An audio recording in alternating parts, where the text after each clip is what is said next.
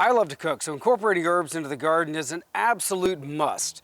And this season, I'd like to suggest to all of my gardening friends out there that instead of thinking about a dedicated herb garden, consider ways of incorporating herbs into your perennial garden. They're so much fun, and it's a great way to fill different holes and spots that you might have throughout the season. I like to start in the front edge of spring, where you can see my perennials are just now starting to emerge, and I've got an idea as to where certain holes in my garden might be.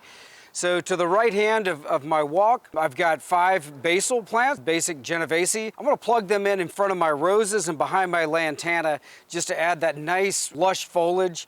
Just to the right of that, I'm going to use some cilantro to fill in another edge that needed some extra plants.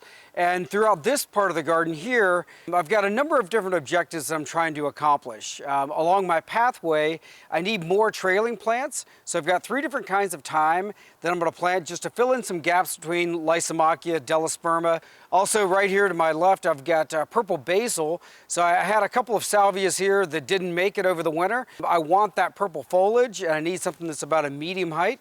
So purple basil works perfectly. Also Thai basil. I cook with a lot of Thai basil, and so I plant a lot of that every single year. This year I'm going to plug in some Thai basil.